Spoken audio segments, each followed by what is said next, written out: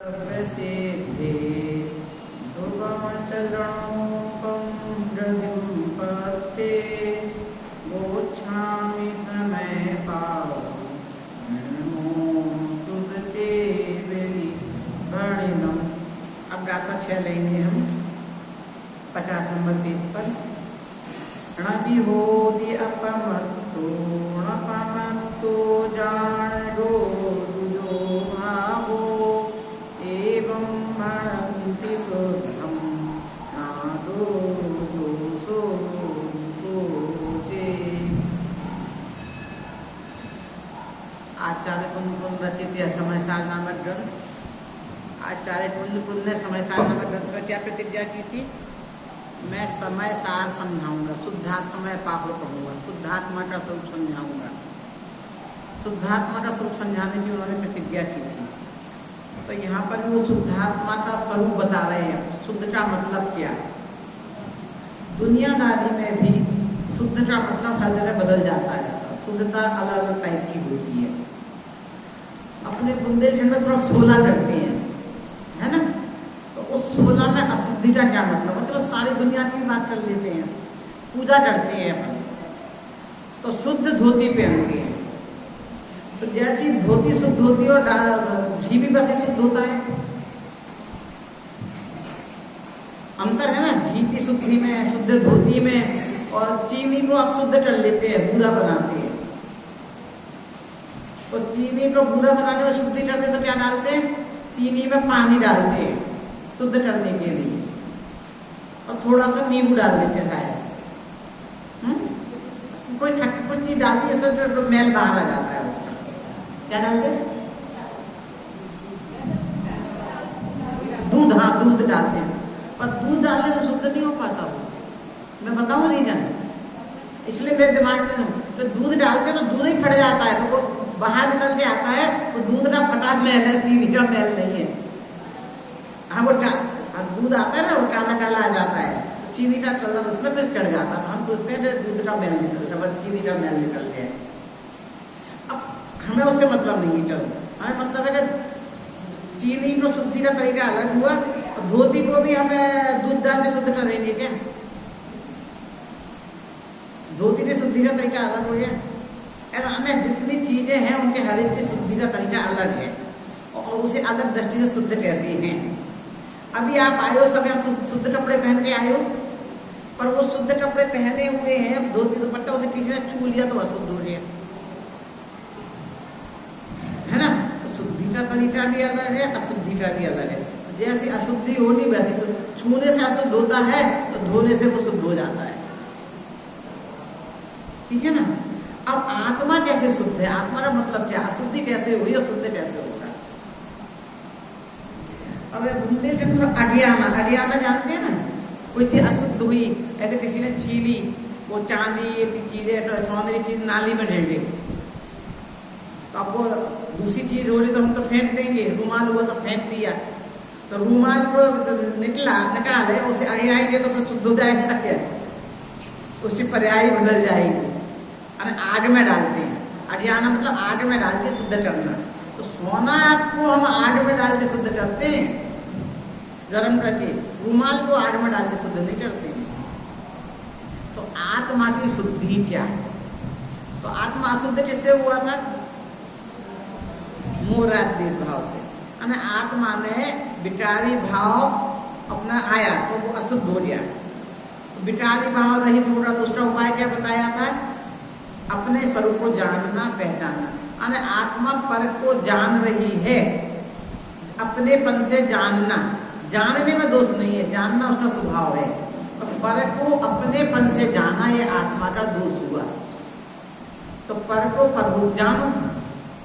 पर को पररूप कब कैसे जानेंगे? कैसे पता चलेगा ये पर है और स्वयं कौन है?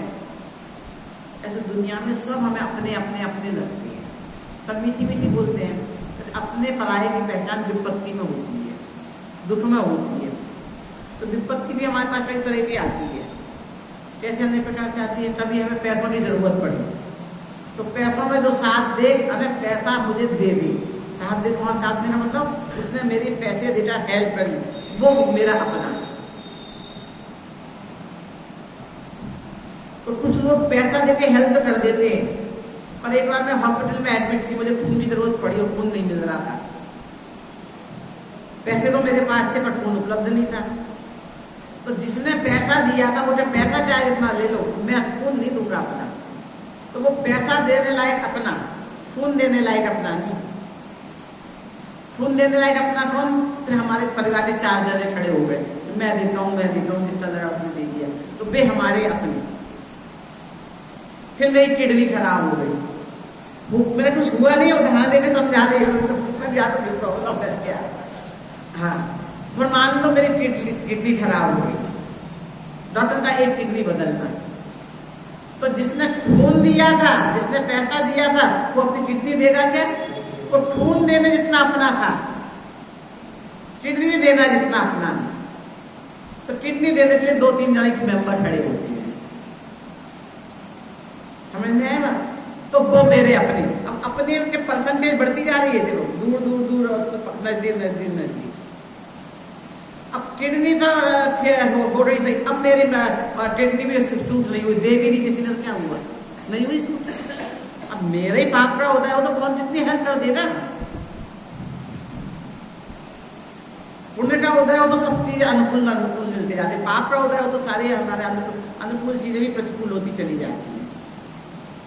अब मेरी आयु क्षीण हो रही है, कौन देगा? अब तुम तो बीमार हो, कितने दिन जी लो, चले जाओ। हम तो समझते हैं हमारी आयु तुम्हें देख के भी फायदा क्या। पता जिसने किडनी दी है वो भी ये सोचेगा कि देखो हमने किडनी देके भी कर दी, अब तुम्हें स्वस्थ नहीं होना तो तुम्हारे पाप का होता है, मैं तो नहीं करता। तो फिर हम कहते चलो ठीक है, अब शरीर तो साथ दे। शरीर कहता नहीं, आत्मा कहती है नहीं, मुझे इस जीव सिंह शरीर में नहीं रहना, मैं क्यों रहूं, मैं दूसरी जगह जाऊंगा, नया शरीर लूंगा, मुझे नहीं चाहिए जीव सिंह शरीर। तो इसका मतलब कि जब जो ऐसा जो उपयोगी नहीं है उसे सब छोड़ के चले जाते हैं, तो उपयोगी उसके साथ आते। तो ये जो छोड़ के जा रहे हैं वो सबको हमें अब पर में डालना है। तो शरीर को भी हमने छोड़ दिया ना, तो शरीर भी पर।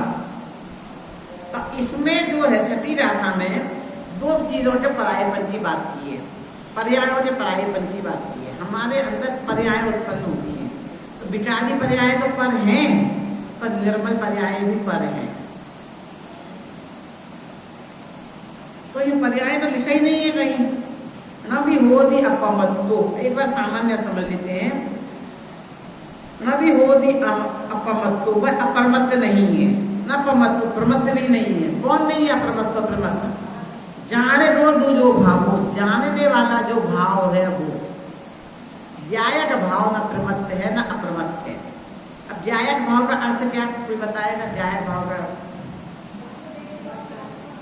जानने देखने वाला आत्मा। ज्ञायक भाव मतलब जानने देखने वाला नहीं, ज्ञायक मतलब है जानने देखने वाला। और जो भाव जुड़ गया ना, तो जानने देखने वाला भाव अर्थात जानने देखने वाला भाव आत्मा भी नहीं है इसमें। आप सही आई हो, 1% थोड़ी आत्मा में जानने देखने वाला भाव कौन सा है? ज्ञान दर्शन। तो जानने वाला भाव है ज्ञान, जिससे हम जानते देखते हैं वो ज्ञान दर्शन, वो जानने वाला भाव हुआ। तो वो न प्रमत्त है न अप्रमत्त है। एवं भणंति शुद्धो, जो ऐसा जान लेता है उसे ही शुद्ध आत्मा को जानना कहा जाता है। क्योंकि जो जानने वाला भाव है वह तो वही है और कुछ नहीं। वो तो वही है, उसको तो उसकी उपमा देंगे, उसको दूसरा नाम नहीं दे सकते, वो तो वही है। कहते ना भाई इंदिरा गांधी भी है, उसकी तो महिमा परंपरा थी, वो तो वही थी, उस जैसी न हुई है ना होगी। रानी लक्ष्मीबाई वो तो जैसी है वैसी है। अब इंदिरा गांधी का जमाना गया तो वैसी बोल देते तो आपको जूते पड़ेंगे। तो हम रानी लक्ष्मीबाई की बात कर लेते हैं, ठीक है? तो रानी लक्ष्मीबाई जैसी भी थी वो तो वैसी थी, वो जैसी तो नहीं हो रही है, उससे अच्छी हो जाए बुरी हो जाए वो तो वही थी ना। जो हम इंडिविजुअल तो जैसे हैं अद्वितीय हैं, हमारे जैसा कोई दूसरा नहीं होता। जुड़वा भी होती है ना, तो दोनों में कुछ ना कुछ भिन्नता होती है। अब प्रमत्त अप्रमत्त का मतलब क्या जानना, तो ये है। पर्याय क्यों नहीं कह दिया, सीधा सीधा प्रमत्त अप्रमत्त भाव दोनों कहे। तो प्रमत्त अप्रमत्त भाव समझने के लिए हमें थोड़े गुणस्थान समझते रहे। गुणस्थान के बारे में जानकारी है सबको, है? तो गुणस्थान नाम सुना है सबने, है ना? तो गुणस्थान नाम से परिचित है। आत्मा की मोह और योग के निमित्त से, मोह तो हमें राग देश भाव मोह जो है, और योग हमें मन वचन का है, इनके निमित्त से जो ऊपर नीचे वाली अवस्थाएं होती हैं उन्हें गुणस्थान कहते हैं। तो हमारे कितने ही भाव अनंत भाव होते हैं, पर वो 14 भाव में समाहित हो जाते हैं, 14 भाव में समाहित हो जाते हैं, उन्हें गुणस्थान कहते हैं। तो उस किस गुणस्थान से किसमें आते जाते हैं, तो उसमें जो 6 नीचे में 6 गुणस्थान है वो प्रमत्त भाव वाले गुणस्थान। छठे गुणस्थान का नाम क्या है? प्रमत्त विरक्त। उससे नीचे वाले सबका नाम प्रमत्त भाव में ले लिया, 1 से 6 गुणस्थान को प्रमत्त में ले लिया, और 7 से ऊपर वाले को अप्रमत्त में। तो ये डिवीजन किस आधार पे किया है? ये इस आधार पे किया है 6 से ऊपर जो 7वां गुणस्थान है वो सब आत्मलीनता वाले हैं, ध्यान अवस्था वाले हैं। हाँ, तो ध्यान अवस्था वाले गुणस्थान है, 7वां गुणस्थान से ध्यान अवस्था शुरू हो जाती है, 7वां 8वां 9, तो ध्यान अवस्था वाले गुणस्थान को अप्रमत्त भाव बोला है। और जो बाह्य अवस्था जो 6वां गुणस्थान है उसमें है मुनिराज, वह बाह्य में है। 4थे गुणस्थान में आत्मानुभूति होती है, लेकिन वो एक समय के अल्प समय के लिए होती है ना? तो ये जो लगातार आत्मानुभूति निरंतर रह रहे हैं तो उनको अप्रमत्त, और इसलिए 7वें का नाम ही अप्रमत्त, 6ठे का प्रमत्त। इस तरह से 7वें से ऊपर अप्रमत्त और 1 से 6 तक प्रमत्त। तो एक साथ सारे गुणस्थान, प्रमत्त गुणस्थान अप्रमत्त, कोई भी भाव प्रमत्त भाव अप्रमत्त, विकरादि पर्याय तो मैं हुई नहीं, पर निर्मल पर्याय भी मैं नहीं, तो वो पर्याय हैं। और पर्याय है तो उत्पन्न होने वाली है, नष्ट होने वाली है, जाने वाली है। तो सब पर्यायों से रहित जो आत्मा है, मूल आत्मा है, जो शुद्ध आत्मा है, वो मैं हूँ। इसलिए उसे, चूंकि विकारी पर्यायों से रहित, इसलिए उसे शुद्ध कहते हैं। देखो, आप सबको चाय पीते हो ना, तो चाय आपको किसी के घर में गए और चाय बहुत पसंद आई, तो सबसे पहले चाय बहुत अच्छी है? और फिर आप यहाँ जो उपस्थित हो वो सब लोग, दूसरे लोगों की बात नहीं करी यहाँ पर, वो सब अपनी पत्नियां से बोलेंगे, पूछ लो कैसे बनाई, क्या चीज डाली, अच्छी बनी है चाय। तो बोले नहीं, दूध तो वही है, दूध में चेंज हो गया, चाय पत्ती बदल दी, क्या चीज है? नहीं, हम भी ये चाय पत्ती यूज करते हैं, हम भी मसाला बदल दिया।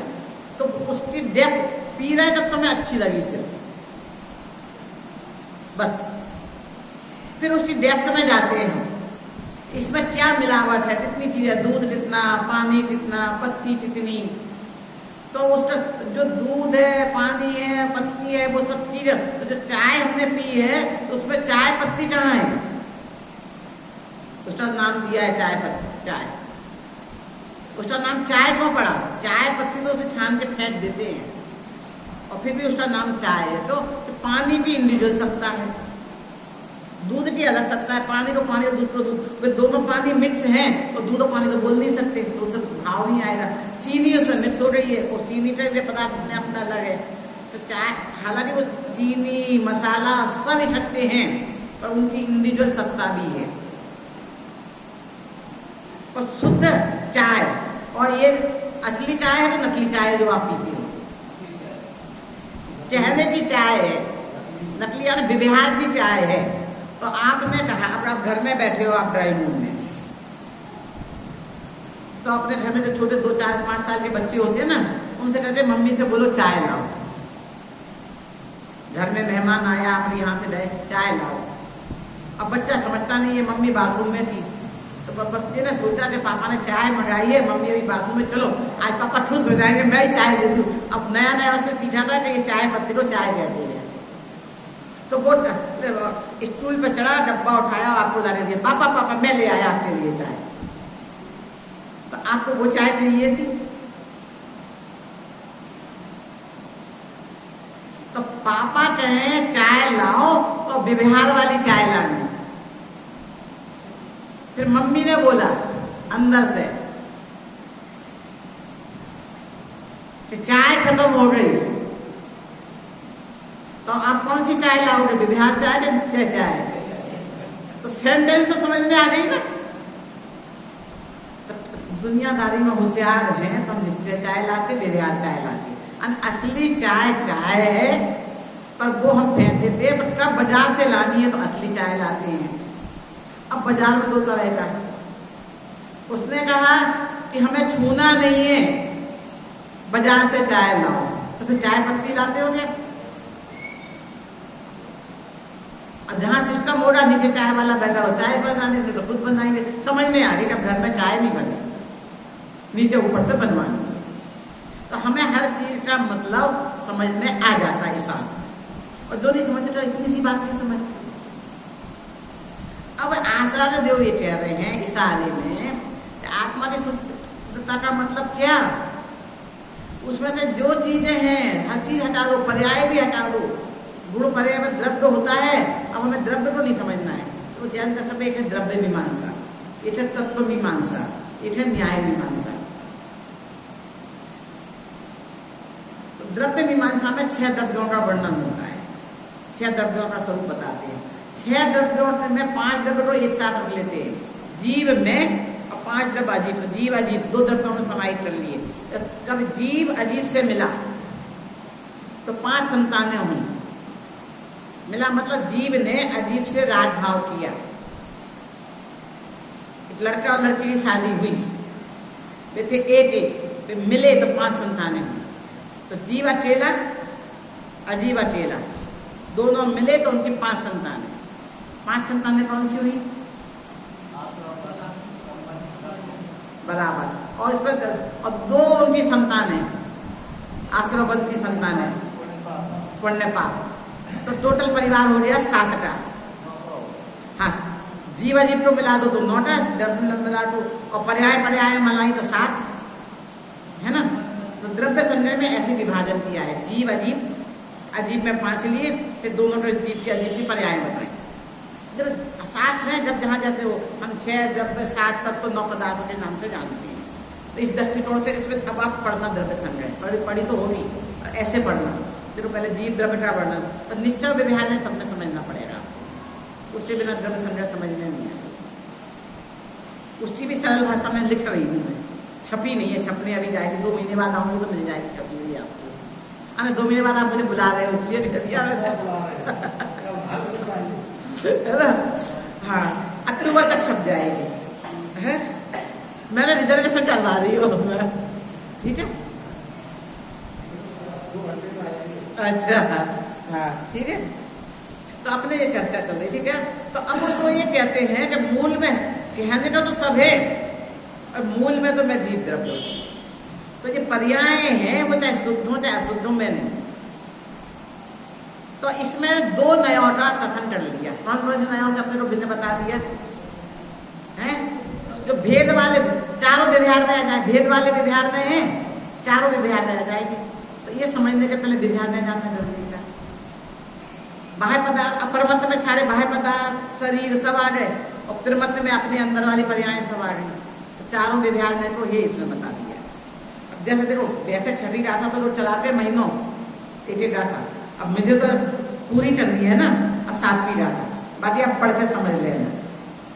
इसमें पर्यायों को लिया, क्योंकि हमें जाना है कहाँ पे। आपके मन में जो प्रश्न उठ रहे कि हम आत्मा ध्यान करें तो क्या करें। अब आत्मा ने ध्यान करने बैठे तो ध्यान आया कि मैं रमेश, मैं सुरेश, मैं गीता, मैं सीता। अब हमें ये ध्यान नहीं करना है। क्यों? ये गीता सीता ये शरीर से पर्याय का नाम है, तो मैं गीता सीता नहीं। मैं आया गुस्सा आ रहा, मैं हंसमुख में गुस्सा, मैं नरम, मैं सॉफ्ट, मैं बहुत हार्ड स्ट्रिक्ट, ये सब हमारे स्वभाव है, पर्याय वाले स्वभाव, विकारी स्वभाव, उससे अपना ध्यान नहीं करना। तो जब आप चिंतन मनन में उतरो, जैसे हम घर में घुसे, घर की घंटी दबाई और हमने धक्का दिया, दरवाजा खुल लिया, ऐसा होता है ना। हम सोचते बंद हो रहा, कई बार हाथ रहा खुल गया, और कोई खिड़की से भागता नजर आए, तो वो कौन? घर का मालिक या चोर? तो कोई अनजान आदमी भी घुस रहा हो और वो घर के मालिक को नहीं पहचान, पहली बार मैं आपके घर आऊं और मैंने घंटी बजाई, दरवाजा खुला था, आप लोग दरवाजा खुले रखते हो, पर हमारी बम्बई की आदत है घंटी बजाने की। एक बार नहीं सावधान हो जाना, हम आ रहे हैं, फिर देखते कोई थोड़ी देर तक नहीं आया तो फिर धक्का मारते हो, इतने में कोई भाग रहा है। हम समझ रहे हैं भले हम नहीं जानते आपके घर में कितने लोग हैं, पर खिड़की से भाग रहा है तो पक्का ये चोर है, मालिक नहीं है। और जो आगे स्वागत कर रहा है, आइए पधारिए विराजिए जय जिनेन्द्र हैं, तो अब आप अपने अंदर जाओ। अब कितने तेज गुस्सा आ रहा हो, जब आप गुस्सा आ रहा हो अब फिर एक घर गृहस्थी की बात, पति को पत्नी के ऊपर, पत्नी को पति के ऊपर गुस्सा आ रहा है, और करना नहीं है कि वातावरण खराब हो जाएगा। अब बच्चों के ऊपर आ रहा है, गुस्सा का फायदा क्या, तो अपने अंदर जाओ। तो देखो क्रोध अंदर विद्यमान रहता है, खिड़की से भागता नजर आता है। आप अपने अंदर जाओ, तो अपने अंदर जाओ, जो आपका अंदर गए और जो आपको नजर आ जाए वो आप, जो भागता नजर आए वो आप नहीं। तो ये हंसना, रोना, गाना, बजाना सब भाग जाएंगे, अपने अंदर जाओगे। क्रोध ही भी भागता है, क्रोध के साथी भी भागते हैं। एक मेन चोर भागेगा, उसके साथी भी भागते हैं, तो कोई भी नजर नहीं आएगा, एकमात्र शांति शांति शांति आपको नजर आएगी। आप तो जानना जानना जानना, बस आप तो जान रहे हो, दूसरों को नजर आएगा। जो जान रहा देखने वाला वो रह गया, जो घर में टिक गया वो मैं, जो भाग गए वो मैं। तो इस गाथा में बता दिया कि जो भाग रहे हैं वो मैंने। अब फिर पहले दिन मैंने आपसे कहा था कि आप ध्यान करो, आपने पूछा क्या ध्यान करो, तो मैंने अपनी आत्मा का सोचा। आपने पूछा आत्मा आत्मा आत्मा आत्मा आत्मा आत्मा। अरे मुझे पता है घर में किसी ने ध्यान नहीं किया, अब मैं यही करवा दूँ ताकि 4 दिन अब अभ्यास करो जाके। अब आप ध्यान करने बैठे, तभी सोचो आत्मा के बारे में, सोचा आत्मा आत्मा आत्मा आत्मा, कितनी देर आत्मा आत्मा सोचे हम, बोर हो रहे। अब ध्यान दूसरी जगह चल जाने लगा हमारा। तो मुझे जो जानता दिखता है ना, तो आत्मा को हमने दो हिस्से कर दिए, 2 पार्ट कर दिए। जो जानता दिखता है ना वो तो जो आ जा रहा है, बच्चों को पहले पढ़ाते ना, जो चलता फिरता है उसे जीव कहते हैं। हमने वो परिभाषा पढ़ी है, याता दृष्टा जीव वाली नहीं, पर तब हम ऐसे क्वेश्चन नहीं करते थे कि चलती तो कार भी और ट्रेन भी है। आज के बच्चों को कह दो तुम, जो चलता फिरता है जीव है, पंखा जीव है क्या, चलता फिरता है। छोटे बच्चे भी इतने समझदार हो गए। हम तो जो हमारी आज्ञा कही उनने मान कहा, गुरु जी ने समझाया, मान लिया, उसमें कोई नौबत नहीं। उन्होंने चलता फिरता है जी, हाँ, कोई क्वेश्चन नहीं, अपना दिमाग नहीं लगाया। पर आज के बच्चे दिमाग लगा रहे हैं। पहले कहानी जो पुरानी थी ना, आप सुन लो ही, बच्चे नहीं सुन सकते, उसमें 4 क्वेश्चन खड़े कर देंगे। उनके लिए हमें नए जमाने की कहानियां बनाकर सुनानी पड़ती है, बताना पड़ता है। उनके हिसाब से इसमें 4 क्वेश्चन नहीं आए, ठीक है ना। तो अब हमने आत्मा के ज्ञान दर्शन से फिर समझाया, ज्ञान दर्शन, फिर भी आपको समझ में नहीं आया कि हमें चिंतन करें, ज्ञान दर्शन भी कितनी देर ज्ञान दर्शन ज्ञान दर्शन, फिर हम बाहर चले गए। मन है वो तो भागता है। तो फिर क्या बोला कि नयों से आत्मा को जान। कैसे मैं आपको पढ़े जो चीज विषय समझाया, कैसे बढ़े हम आगे। पहले हमने कहा हमें दुख दूर करना है, ध्यान करने से होंगे। ध्यान किसका करें, ध्यान तो हम करते हैं, नहीं तो ध्यान के बिना तो रह ही नहीं सकते। पर लाइन बदलनी है, जहाँ ध्यान करो, जहाँ जिनका अभी ध्यान करो उससे दुखी हो, तो जिसका ध्यान से सुखी है वो करना है।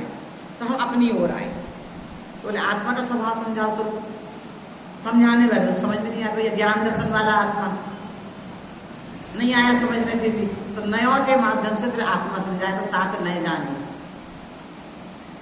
और जैन दर्शन की नए विशेषता है, प्रमाण की विशेषता है। प्रमाण के बिना आप परीक्षा नहीं ले सकते हो, तो प्रमाण जानना भी जरूरी है। तो द्रव्य मीमांसा में 6 द्रव्य का स्वरूप समझो, तत्व मीमांसा 7 तत्व का स्वरूप समझो, उसमें 9 पदार्थ हो जाएंगे, वो समझना जरूरी है। फिर इन्हें सबको प्रमाणित करो प्रमाण से। तो उसके लिए नया तो बोलेंगे तो नया आएगा, और वस्तु का स्वरूप समझेंगे तो प्रमाण आएगा। संपूर्ण वस्तु को एक साथ देखना है तो प्रमाण आता है, और एक एक अपेक्षा से देखना है तो नया आता है। जैसे एक उदाहरण कि आप अपना विद्यालय में दिखाने लाए थे दादाजी साहब, आपने कहा हॉल देख लो, हमने देख लिया प्रमाण से, कैसा करना अच्छा है, भाई पहली बार किसी चीज देखा तो अच्छा ही बोलेंगे, खराब क्यों बोलेंगे। फिर बोला आपने बोला कि अच्छा ये रूम कैसा है, बहुत अच्छा है, तो आपको यहाँ ठहरा दें। प्रमाण का देखा तो हमने हटा दिया, ठहराने का कहा तो हमने नहीं लगाया। लिफ्ट है क्या, नहीं। सीढ़ी जो ऊपर है तो मुझे तो चढ़ने में तकलीफ है। फिर एसी है क्या, नहीं। पंखा नहीं, वो तो पंखा भी नहीं है, एसी भी कुछ नहीं है। तो फिर अच्छा तो है, बहुत अच्छा है, पर मैं उससे योग्य नहीं। अब ये थोड़ी कहेंगे वो मेरे लायक नहीं, तो सभ्य भाषा में क्या कहेंगे, नहीं हमारे लायक नहीं। हाँ है ना, हम उसके लायक नहीं है। तो फिर अपेक्षा ना, अरे बस हॉल जितना बहुत बढ़िया है, तो जितने आपकी जनता है उसके हिसाब से सही है। तो 1000 लोगों की अपेक्षा से ये नहीं लड़ रहे हैं। देखो हमारी जितनी समाज है और दूसरे छोटे बड़े सब फंक्शन इस हॉल में हो जाते हैं, उसकी अपेक्षा से बहुत अच्छा है। लेकिन कोई बड़ा फंक्शन करना हो तो हम बड़ा हॉल ले लेते हैं, वो तो साल में एक बार भी होता है, तो उसके लिए हमने ये व्यवस्था बना रखी। सही, तो वो जो आप प्रथम कर रहे हो तो अपेक्षा से कर रहे हो ना, वो नए हैं। तो ऐसे धीरे धीरे धीरे हम अपना गृहस्थी बढ़ाते हैं। पहले लड़का होता है अकेला, उसके पास एक सूटकेस में उसका सामान आ जाता है, छोटे से ब्रीफकेस में, सूटकेस की भी जरूरत नहीं। तो 2 कपड़े चाहिए बस, बदलने भी नहीं, लड़कों को तो सेम पे सेम पहनने हैं। लड़की का सामान भी एक सूटकेस में आ गया, थोड़ा बड़े सूटकेस में, लड़की छोटे में। दोनों की शादी हुई, इतना बड़ा आडंबर कैसे बना फिर? तो आपको समझ में नहीं आ रहा था ना, तो मैंने इतना आडंबर फैलाया। बार बार कहती थी याद नहीं रहे तो कोई बात नहीं। अब अंतिम में बताऊंगी, जो आपने समझाया था ना वो सब भूल जाओ, तो उस पर दिमाग रहेगा तो बिटल खुल जाएगा। ये प्रमत्य नहीं अप्रमत्य नहीं, अब ये बता रहे धीरे धीरे आचार्य यहाँ पे आ रहे हैं। नहीं पर्यायों से नहीं, पहले पर्याय समझाई, साथ तो समझाया। आप समझे हुए तो मैंने नहीं बताया, और जो समझे हुए नहीं है तो मैं पंडित जी से कह के जा रही हूँ। मैंने 2 क्लासें नक्की कर दी है, सूचना आप घोषणा आपको करनी है।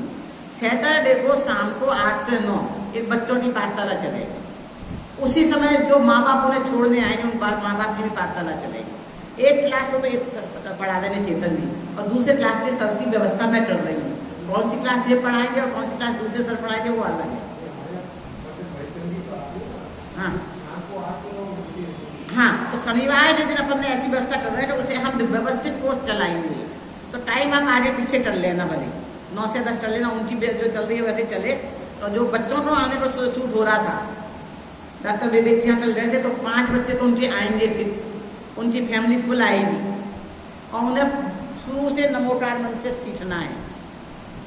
बोले हमें पढ़े हैं पर हम शुरू से नए सिरे से नए ढंग से सीखना है, और उसकी परीक्षा भी हम करेंगे। आप सब भी उसमें, और अब जिसके बच्चे वो आए वो ये क्लास शुरू करेंगे परीक्षण के बाद से, और दूसरे टीचर की भी जैसे 2 क्लासेस साथ में चलें, ऐसी व्यवस्था करें। तो टाइम भी का हमने कर दिया 7 से 8, 9 से 10 जैसे भी हो आपस में सेट कर लेना, 7:30 से 8:30 जैसा भी।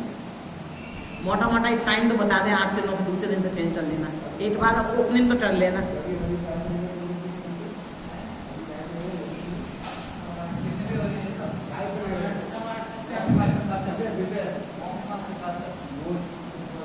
हाँ, जो वो तो बड़े जैसे आप समझते हो चलना, और बेसिक से जो सोचने की जो चीजें आपको उस दृष्टि से नहीं, तो हमें जो अध्यापक करेंगे उन्हें हम कौन से ट्रेनिंग नहीं दिखाना, कैसे पढ़ाओ, लाइफ से रिलेट लेते हैं।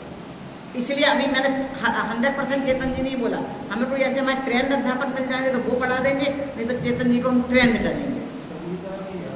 हाँ ठीक है, बहुत बढ़िया, तो हम वो उस समय से करेंगे। हाँ ठीक है, तो अब वो कोर्स आपका चालू रहेगा, तो ये सब चीजें समझ में आनी शुरू जानी, जो नहीं आ रहे, पर समझ के बाद में छोड़ना है, उसे पकड़ते नहीं रहना है। बात मूल बात ये है, फिर मतलब समझ लिया, उसी दृष्टि का वैसा नहीं बनाना। आत्मा में जब हम बाहर जा रहा था, पर में उपयोग तो प्रमतर, ये पर्याय में नहीं। अब 7वीं रात में कह रहे हैं, पर्याय की बात भूल गए, पर का चिंतन गया, स्वयं के चिंतन में आ जाओ। स्वयं के चिंतन में रात तक आए थे ना अपन, अपने बारे में सोचो, मैं दर्शन वाला, ज्ञान वाला, अनंत गुणों के वाला। अब 7वीं रात में कह रहे नहीं, आपने सोचा मैं दर्शन वाला, धन वाला, सुख वाला, ये भी बिटल खड़े कर रहा है। ये दर्शन ज्ञान का भेद भी देखो पढ़ती हूँ।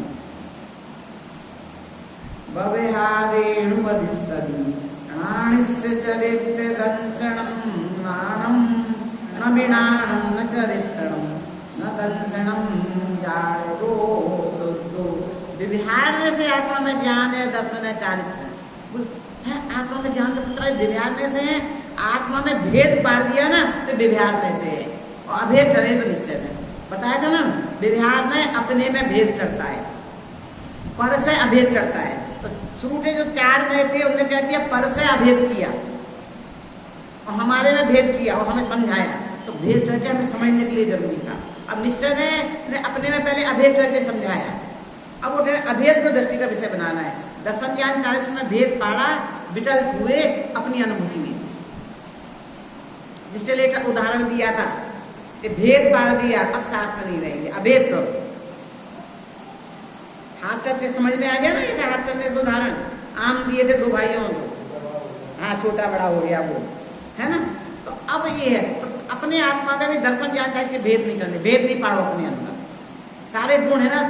तो अनुभव में क्या आता है, अनुभव में अखंड रूप से आत्मा आता है, तो उसके ज्ञान गुण से पहचान होती है। अभी आप प्रश्न कर रहे थे, उससे समाधान आ रहा है कि अपने अंदर हमने जाना, तो मैंने अपने आप को जाना। अभी हम पर को जान रहे थे और अपनेपन से जान रहे थे। अब ज्ञान ने ज्ञान को जाना, ज्ञान का स्वभाव है स्वपर प्रकाशक, स्वयं को जानना और पर को जाना। पर को जाना तो पर से अपनापन किया। जब अपने आप को जाना, तो अपने आप को जानेगा तो उसमें आनंद की फीलिंग हो रही, तो अपने में अपनापन आएगा। किसमें अपनापन है, अपने को जानने में। तो मैं हूँ जानने वाला, और मैं ही हुआ जानने में आने वाला, तो मैं ही है ज्ञाता और मैं ही हूँ ज्ञेय। तो फिर अब ये शब्दों में आ रहा है, फीलिंग में क्या आएगा, मैं ज्ञानमय हो जाऊँ। जैसे आप सोचते हो मैं मम्मी मम्मी मम्मी, मैं दादी दादी दादी, मैं नानी नानी, कि ऑटोमेटिक चेंज होते रहते हैं चैनल। घर में जॉइंट फैमिली सब साथ में रह रहे हो आप, तो जब पति आया तो आप पत्नी बन जाती हो। तो पहले सोचना पड़ता है कि अब सोचो, देखो अभी घर में पति आने वाले हैं तो मुझे पत्नी बनना है, अब बच्चा आने वाला है तो मुझे माँ बनना है। कहीं भी ऐसा हुआ कि कहीं ऐसा बेटे के साथ में पति जैसा बिहेवियर कर लूँ, पति के साथ बेटी जैसा, ऐसी भूल एक बार भी हुई, अभ्यास करना पड़ा और सोचना पड़ा। अभ्यास की बात है, कई बार किसी बार एक बार भी सोचना पड़ा, पहले दिन से नहीं सोचना पड़ा ना। चैनल कितने फास्ट बदल जाते हैं। तो आप उसमय हो रहे, तो हम ज्ञानमय हो जाएं। ज्ञान और मुझ में भेद नहीं रहे, अभेद का नाम वो है। पर्याय जानने वाली मैंने मुझे जाना, थोड़ी कठिन बात है। नहीं कठिन लग रही है, सुनी नहीं है इसलिए कठिन नहीं, सरल ही है। हाँ, पर जानने की अपेक्षा में क्या, आप पिता हो के पुत्र हो, एक साथ कैसे हो सकते हो? पिता की अपेक्षा पुत्र हूँ, पुत्र की अपेक्षा पिता हूँ, हो रहे ना एक साथ। तो जानने की अपेक्षा तो मैं ज्ञाता हूँ, और जानने में आने वाले की अपेक्षा ये, जिस अपेक्षा बात करो तो पूरा हो जाएगा। तो इसलिए अपने यहाँ पर अभिन्न सट कारक की बात है, नया शब्द। अभिन्न का मतलब भिन्न भिन्न नहीं, सट कारक 6 कारक। कारक जानते हैं, सुने होंगे, उसकी चर्चा शाम को नहीं। अभी तो जो विषय चल रहा है वो चलेगी, वो सरल बात है, दुनियादारी की बात है, वो अभी नहीं होगी। उसमें आधा घंटा 15-20 मिनट फिर जाएंगे। इसलिए मुझे जो सुबह लेना होता है वो शाम को थोड़ा थोड़ा उसमें विषय ले लेती हूँ। आधा मेरा कल लेनी थी 6वीं रात था, आज लेनी थी 7वीं, कल अपनी छुट्टी हो गई। और शाम को लेना था मेरे को हिंसा, वो भी अभी अधूरा है, उसमें भी 2 हिंसा बाकी हैं, परिणमन और अभिरमण, वो भी याद दिलाना शाम को ले लूँगी। नया विषय आ जाता है, भूल जाती हूँ। हाँ, परिणमन रूप हिंसा, अभिरमण रूप हिंसा महत्वपूर्ण है। हाँ, तो वो शाम को ले लूँगी, वो आचार्य मित्र के पुरुषार्थ सिद्धि उपाय के आधार पर है। और सटकार, ये 2 विषय है ना। हाँ, अभी अपनी चर्चा चल रही है। तो हमने जो भेद करते हैं, तो भेद नहीं है, मैं ज्ञान वाला नहीं, व्यवहार से ही ज्ञान दर्शन चारित्र कहे जाते हैं। निश्चय से मैं मुझ में ज्ञान नहीं, दर्शन नहीं, चारित्र। ज्ञान नहीं का मतलब नहीं है, नहीं ये नहीं है का मतलब क्या है, या दूसरा सो देख किया जाए वाला मतलब है। ज्ञान नहीं है मतलब ज्ञान दर्शन रहित हो जाएंगे हम, नहीं। ज्ञान नहीं है का मतलब है कि ज्ञान दर्शन चारित्र्य भेद नहीं है, मैं तो अभेद अखंड हूँ। जब जानूंगा तो अपने को ज्ञान रूप जानूंगा, आनंद का अनुभव, उसमें तो ज्ञान ज्ञान ज्ञान ज्ञान ज्ञान ज्ञान ज्ञान ज्ञान।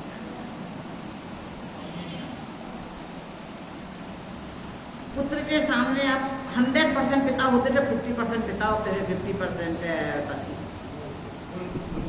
कुल पिता होते हैं, परसेंटेज नहीं होती है ना।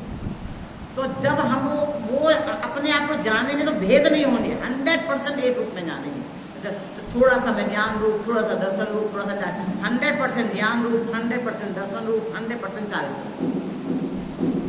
आप मैं पिता पुत्र की बात करती हूँ, पति का किसी की शादी नहीं हो, पति नहीं हो तो, किसी की शादी नहीं हो, पत्नी नहीं हुई तो, पर जो है वो पुत्र तो अवश्य है, और जब किसी शादी हो रही बच्चे ना हो तो और पिता अवश्य है। चाचा मामा हो भी सकते नहीं, वो तो एक साथ बहुत सारे हो, चाचा हो, मामा हो, ताऊ हो, फूफा हो, बहुत से रिश्ते हैं एक साथ और एक समय में हो। तो जब जो सामने होता है उसकी अपेक्षा वो बन जाते हो और वैसा भी करने लगते हो। पर अपने आप में आप क्या हो, आपका परिचय मैं दूं तो आप बोल रहे मैं चाचा, मैं पापा, आप तो आप हो। जायज भाव तो जायज भाव है, वो आप तो अपने आप से जाने जाओगे। तो दुनियादारी में अपने नाम से जाने जाते हो, मैं तो मैं ही। तो आत्मा तो आत्मा ही है, आत्मा तो ज्ञान में ही है। ज़्यादा पहचान क्या हो तो ये मेरा नाम है, जिस नाम से आप पहचाने जा रहे हो। तो आत्मा ज्ञान से पहचाने जा रहे हो, तो ज्ञान है, जहाँ अभेद हूँ मैं, भेद भेद नहीं हूँ। तो इतने आप 10% पापा, 10% बेटा, 10% चाचा, ऐसे 100% जोड़ जितने रिश्ते हैं ऐसे होते हो। जिस अपेक्षा हो 100%। बोलना नहीं है, अब हमें बोलने में नहीं आएगा, अनुभूति में अभेद रूप से, संपूर्ण रूप से, एक रूप में अनुभव में आएगा। हाँ, अभेद रूप से जानना, इसलिए अनुभव में न ज्ञान दर्शन चाहते भेद नहीं है, निश्चय से आत्मा में भेद नहीं है, ऐसा नहीं है। चीनी हम आसान, चीनी में मिठास नीचे है तो ऊपर है, चीनी में बहुत सारे गुण है, स्पर्श रूप रस गंध। चलो इस पर हम घटाते हैं आम पर, जिस पर मुझे आसान है तो वो उदाहरण ले, आम का उदाहरण। आम में रूप रस गंध सारे गुण हैं। तो ऐसा है कि जो रस जिस अंश में है उस अंश में कलर नहीं है और छू नहीं सकते उसे, सारे गुण सारे अंश में है ना। तो अभेद रूप से रूप रस गंध गुण का पिंड है ना, वो भेद भेद नहीं है ना। हर उसके हर प्रदेश में, प्रदेश की भाषा बात करो, हर अंश में रूप है, रस है, गंध है और वो है। तो अभेद रूप से हम लाते हैं, हमें रस रस दे दो, हमें रूप रूप दे दो, नहीं मिलेगा। रस रस मिल जाएगा पर रस की कीमत अलग हो जाती है।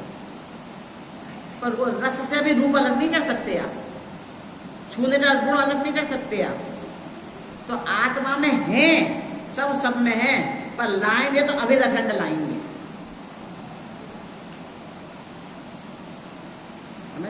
तो आत्मा को अनुभूति में आएगा तो अभेद अखंड अनुभूति में आएगा, खंड खंड नहीं आएगा। तो वो जो पढ़ोगे आप इसमें अनुभूति के बजाय अभेद अखंड वाली जो चीजें, वो इससे संबंधित है। संपूर्ण रूप से अनुभव करना है ना, अब भेद नहीं डालना है।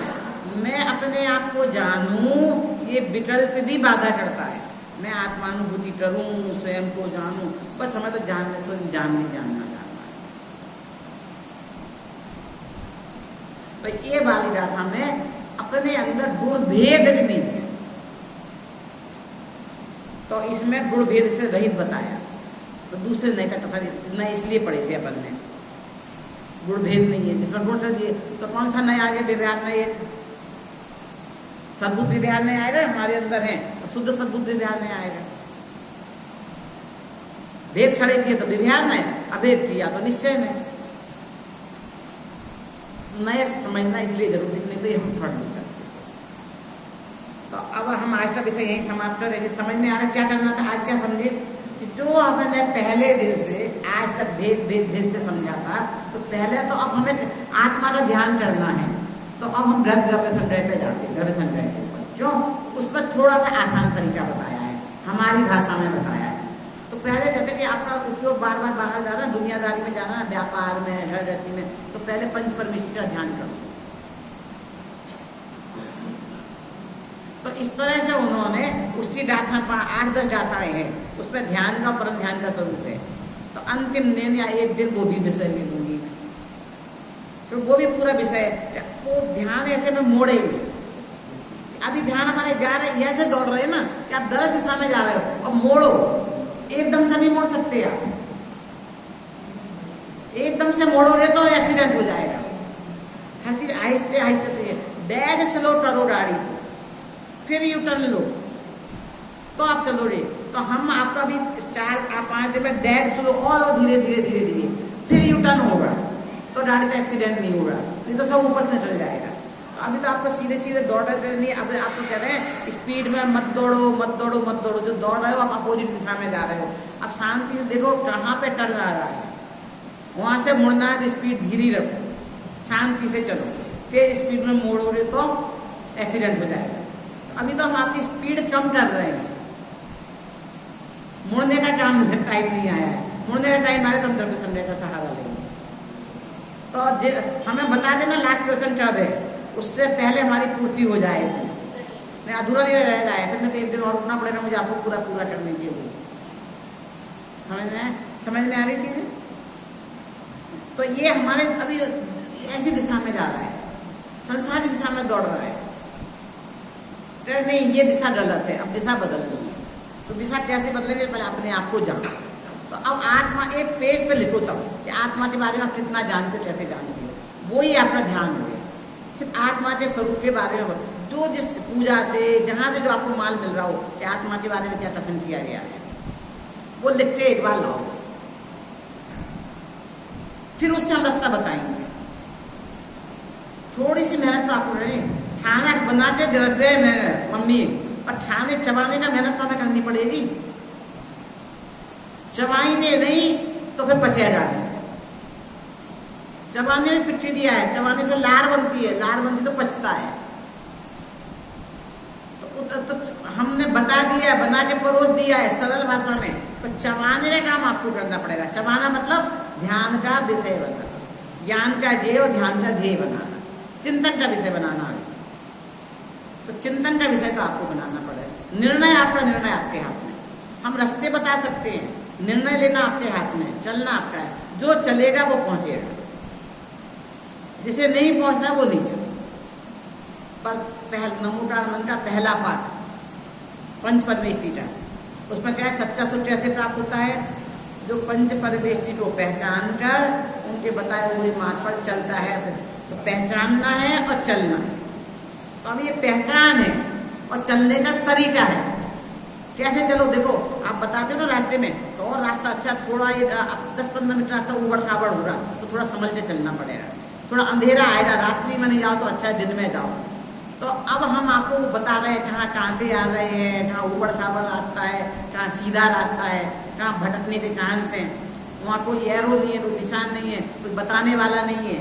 तो आप ध्यान रखो, इस दिशा से जा रहे तो राइट, उधर से आ रहे तो लेफ्ट, गलत जगह नहीं मुड़ जाना, नहीं तो फिर अनंत 84 चक्कर खाने पड़ जाएंगे।